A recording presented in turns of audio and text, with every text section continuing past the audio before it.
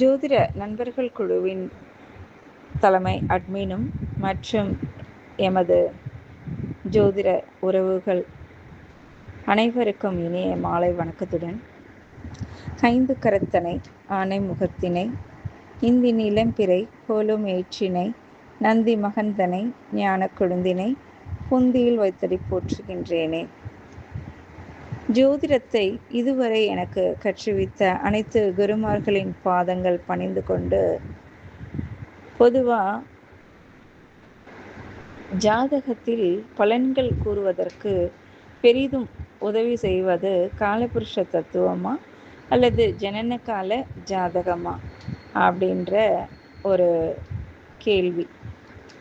இதில் அடியேன் தேர்வு செய்தது ஜனன கால ஜாதகமே என்ற அடிப்படையில் பேச வந்திருப்பது நான் சென்னையிலிருந்து நித்யாவதி. பொதுவாக ஒரு குழந்தை பிறக்கப்ப வான் மண்டலத்தில் இருக்கக்கூடிய கிரகங்கள் சூரியன் முதல் கேது பகவான் வரை எந்த பாவகத்தில், அதாவது முதல்ல பஞ்ச அங்கங்களை தொட்டு, அதாவது பஞ்ச அங்கங்களான திதி, வாரம், கரணம், நட்சத்திரம், யோகம் அப்படின்ட்டு 5 முக்கியமான அம்சங்களை கொண்டது ஜாதக அமைப்பு. அப்போ அன்றைய நாள், ஒரு குழந்தை பிறக்கக்கூடிய அன்றைய நாளில் என்ன நட்சத்திரம், என்ன திதி, என்ன கிழமை, என்ன கரணம், என்ன யோகம் அப்படிங்கிறது அன்றைய அதாவது அன்றைய சூரிய உதயத்திற்கு பிறகு வரக்கூடிய கால அளவுகள் நமக்கு சொல்லுகிறது. அப்போ ஒரு குழந்தை பிறக்குது அப்படின்னும் போது பார்த்திங்கன்னா, முதல்ல பார்க்கப்படுறது அன்றைய தினம் சந்திரன் எந்த நட்சத்திரத்தில் பிரயாணம் பண்ணுறாரு அப்படிங்கிறது நம்ம பார்க்குறோம். அது நட்சத்திரம். எந்த கிழமையில் குழந்தை பிறந்திருக்கு அப்படிங்கிறதையும் பார்க்குறோம். அதே போல் என்ன திதி, என்ன யோகம், என்ன கரணம், இதை முக்கியமாக நம்ம ஜாதகத்தில் பார்க்குறோம். அப்போ ஒரு குழந்தை பார்த்திங்கனாக்கா அன்றைய நாள், எக்ஸாம்பிள் ஒரு மிதுன லக்னத்தில் குழந்தை பிறக்குது அப்படின்ட்டு உதாரணத்துக்கு எடுத்துப்போம். அப்போ அந்த மிதுன லக்னம் அப்படிங்கிறது என்ன ராசி அப்படின்னா புதனின் வீடுகளில் முதல் வீடு. அப்போ அந்த புதனின் தன்மை, காரத்துவங்கள் என்னென்ன அப்படிங்கிறத மையப்படுத்தி அது கொஞ்சம் வேலை செய்யும். ஏன்னா அந்த குணாதிசயங்கள் வேலை செய்யும்.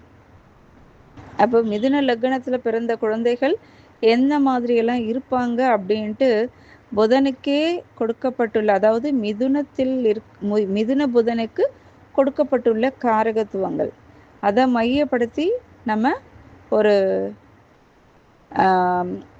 ஒரு பர்சன்டேஜ், ஒரு 20% நம்ம பலன்கள் எடுக்கலாம்.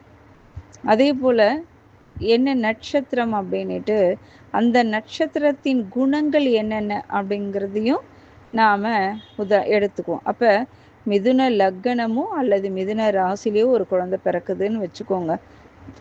அப்போ அந்த மிதுன ராசி அப்படின்னா அதில் இருக்கக்கூடிய நட்சத்திரங்கள் என்னென்ன? மிருகசீரிஷம் 3 4, திருவாதிரை 4 பாதங்களும் இருக்கிறது. அதே போல் பார்த்திங்கன்னா புனர்பூசம் 3 பாதங்கள் இருக்கிறது. அப்போ ஒரு பிறந்த குழந்தையின் ஜனன கால ஜாதகமே அந்த குழந்தையின் குணநலன்களையும் அடுத்தடுத்து என்னென்ன, ஏன்னா தசா புக்திகளும் அங்கே இருக்குது செயல்பாடு. அப்போ அந்த தசா புக்திகளும் என்ன பண்ணுது, அந்த கோச்சார நேரத்தில் கிரகங்களின் வலிமை என்னென்ன அப்படின்றத நாம் பார்த்து தான் பலன்களை எடுத்து நம்ம சொல்கிறோம். இது காலபுருஷ தத்துவம் அப்படின்னு எடுத்துக்கிட்டோம்னா, இந்த காலபுருஷ அமைப்பு அப்படிங்கிறது எந்த இடத்துல நம்ம உபயோகப்படுத்துகிறோம் அப்படின்னு பார்த்தீங்கன்னா, இப்போ நான் போன பிறவியில் நான் என்ன பண்ணேன்றது எனக்கு தெரியாது. போன பிறவியில் நான் மனிதனாக பிறந்தேனா, இல்லை விலங்குகளாக பிறந்தேனா, இல்லை புல்லா மரமா என்னவா பிறந்தேன் அப்படிங்கிறது எனக்கு தெரியாது. ஒருவேளை நான் ஏதோ ஒரு மனித பிறவியை நான் எடுத்திருந்தேன்னு வச்சுக்கோங்களேன். அந்த மனித பிறவியிலையும் தெரிஞ்சோ தெரியாமலோ ஏதோ பெரிய பிரச்சனைகளை பாவங்களை நான் செய்து இருந்தேன்னால், அதற்கு தகுந்த மாதிரி நம்மளுடைய லக்னம் அப்படின்றது லக்ன பாவாதிபதி 6, 8, 12 மறையிறதும், அதே போல் பார்த்தீங்கன்னாக்கா நம்மளுக்கு சுகங்கள் கொடுக்கக்கூடிய சுகஸ்தானாதிபதி 4ஆம் அதிபதி அவரும் பார்த்தீங்கன்னாக்கா பாவரால் பார்க்கப்படுறதும், அதே போல் 6, 8, 12 ஒரு அமைப்பில் போயிட்டு அமர்ந்துடுறதும், அதே போல் 1, 5, 9 அப்படின்றது ஒரு ஜாதகத்தில் பார்த்தீங்கன்னா சிறப்பான ஒரு பலன்களை கொடுக்கக்கூடிய ஒரு அமைப்பாற்றல் பெற்றது. அப்போ அந்த 1, 5, 9 பாவத்திற்குரிய கிரகங்கள் அவங்களும் போயிட்டு மறைவு ஸ்தானத்திலேயோ திதி சூன்யத்திலேயோ அல்லது பார்த்தீங்கன்னாக்கா பாவைகளால் பார்க்கப்படுறதும் இங்கே நம்ம பார்க்குறோம். அப்போ இது போன்ற ஒரு அமைப்பு எல்லாமே பார்த்தீங்கன்னாக்கா அமையுது அப்படின்னா, அப்போ சென்ற பிறவியில் நான் செய்த கர்மா இப்பிறவியில் அது லக்னமாக உதிக்கின்றது. இதற்காக மட்டும்தான் நம்ம காலபுருஷ தத்துவத்தை நம்ம எடுக்கிறோம். அப்போ நான் சென்ற பிறவியில் என்ன செய்தேன்? நல்ல விஷயங்களை செய்தேனா, இல்லை தீய விஷயங்களை செய்தேனா, இல்லை யாருக்காவது துரோகம் பண்ணேனா அப்படின்ற அடிப்படையில் தான் அவர்களுக்கு லக்னம் விழுகிறது. அது மட்டும்தான் காலபுருஷ தத்துவத்தின் கோட்பாடு. அந்த இடம் மட்டும்தான் நமக்கு அதனுடைய விளக்கத்தை நமக்கு கொடுக்கக்கூடியது. ஆனால் ஒரு குழந்தை பிறக்குது அப்படின்னு எடுத்துக்கிட்டிங்கனாலே முதல்ல நம்ம அவங்களுக்கு பலன்களை உரைப்பதற்கு எதன் அடிப்படையில் எடுக்கிறோம் அப்படின்றது பார்த்தீங்கன்னா, அந்த ஜாதகரின் லக்னம் எந்த இடத்துல விழுது, ராசி எந்த இடத்துல விழுது, என்ன நட்சத்திரம், எந்த பாதம், அதே போல் இருக்கக்கூடிய கிரகங்கள் சுப கிரகங்களால் சூழப்பட்டுள்ளதா அல்லது பாவ கிரகங்களாக சூழப்பட்டுள்ளதா, இது எல்லாமே பார்த்து அவர்களுக்கு நடக்கக்கூடிய தசா புக்திகளையும் எடுத்து அதன் அடிப்படையில் தான் ஒரு ஜாதகருக்கு நாம் பலன்களை உரைக்கின்றோம்.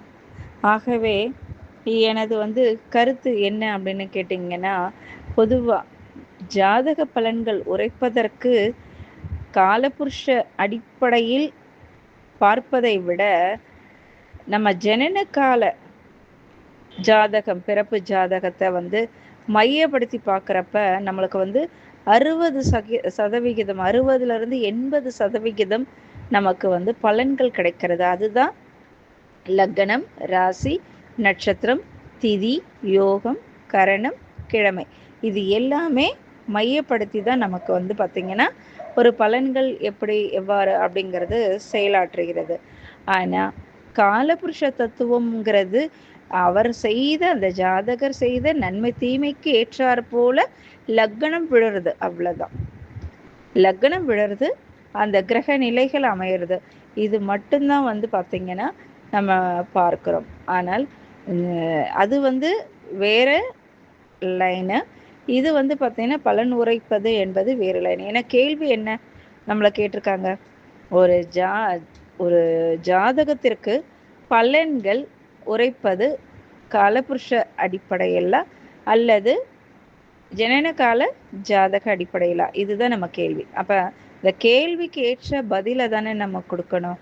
அப்போ நம்ம ஜனன கால ஜாதக அடிப்படையில் தானே அந்த கிரகங்கள் நிற்கக்கூடிய ஒரு அமைப்பாற்றலை வச்சு தான் நம்ம பலன்களை உரைப்போம் அப்படின்றத கூறி நன்றி கூறி விடைபெறுகிறேன். நான் சென்னையிலிருந்து நித்யாவதி.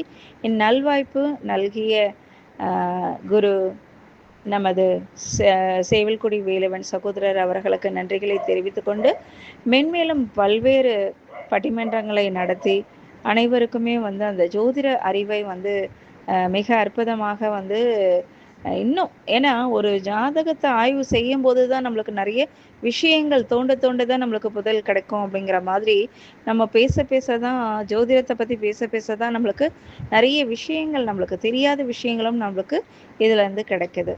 அப்போ இதற்கு வழிவகுத்த நமது சகோதரர் செந்தில் சேவல்குடி வேலவன் ஐயா அவர்களுக்கு நன்றிகள் பாராட்டி, இன்னும் இருக்கக்கூடிய எமது ஜோதிட ஜாம்பவான்கள் பேசியிருக்கக்கூடிய, அதாவது காலபுருஷ தத்துவமே அப்படின்னு பேசிய சகோதர சகோதரிகளுக்கும் சரி, ஜனனகால ஜாதகமே அப்படின்னு பேசியிருக்கக்கூடிய சகோதர சகோதரிகளுக்கும் சரி, எனது மனமார்ந்த நன்றிகளை பாராட்டி விடைபெறுகிறேன். நன்றி, வணக்கம். நான் சென்னையிலிருந்து நித்யாவதி.